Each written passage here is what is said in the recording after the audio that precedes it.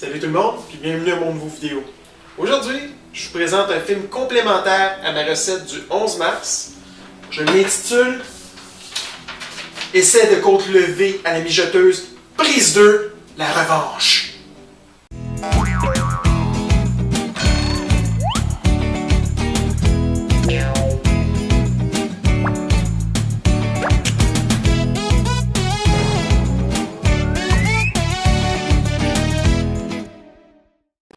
Sérieusement, si vous avez encore jamais vu mon vidéo Essai de côte levée à la mijoteuse, je vous suggère de le faire maintenant.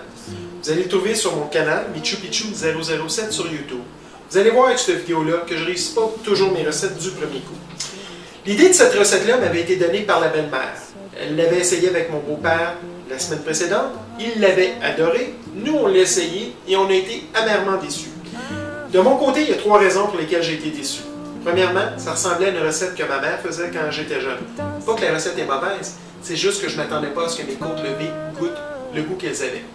Deuxièmement, les côtes levées étaient coriaces. Probablement parce que lors de la cuisson, j'ai ouvert souvent ma mijoteuse pour filmer. J'ai perdu énormément de chaleur, donc mes côtes levées n'ont pas cuit de façon adéquate. Et troisièmement, la sauce, il y manquait quelque chose.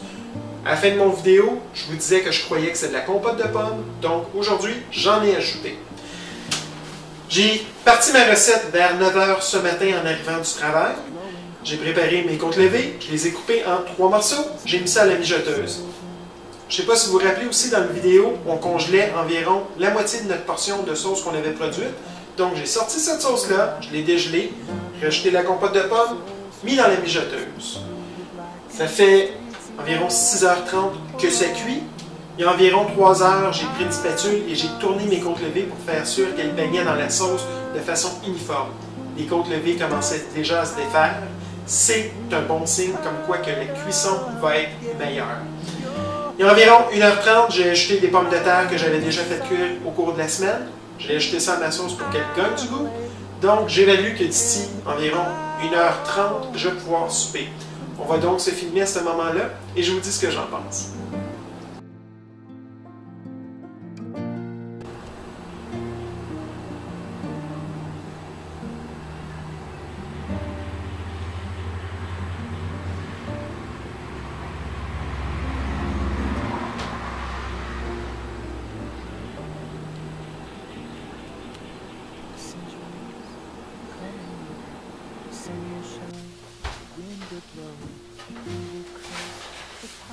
La cuisson est maintenant terminée.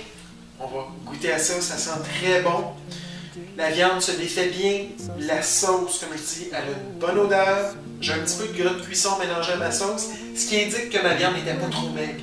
Donc, ma viande doit être juteuse. Même s'il n'y avait pas eu de sauce, elle aurait gardé une certaine humidité, un certain jus dans la viande.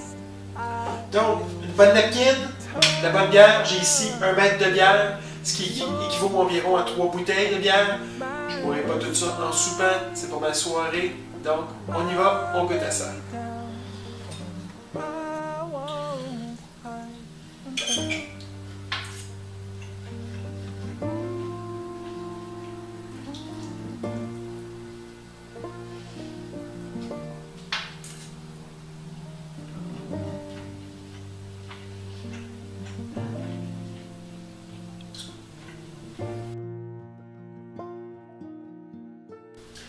Donc, mes impressions, je suis rendu à la moitié de mon assiette.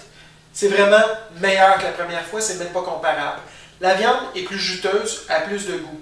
Je vais vous avouer, j'ai eu peur. Les premières bouchées étaient plus sèches. J'ai l'impression que c'était plus les parties de viande que je prenais qui avaient moins de gras.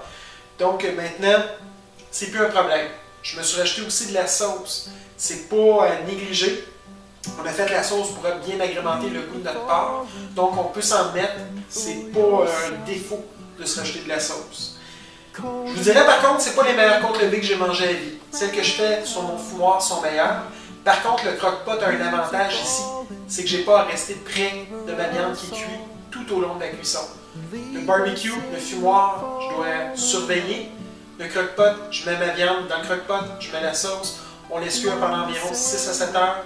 Je brasse peut-être une fois de temps en temps pour faire sûr que toute ma viande baigne dans la sauce. Mais grosso modo, j'ai pas à rester dans la cuisine tout au long de la journée. J'espère que vous avez apprécié mon vidéo. J'espère que ça vous donne le goût d'essayer ma recette. Si vous le faites, s'il vous plaît, laissez-moi vos commentaires. Laissez-moi même vos commentaires sur la vidéo. Il y a des gens qui m'ont envoyé des critiques. C'est bon, on essaie de s'améliorer. Je vous invite aussi à vous abonner à mon canal, Michou Pichou 007. Il y a plein d'autres bonnes recettes qui s'en viennent. Merci, à la prochaine.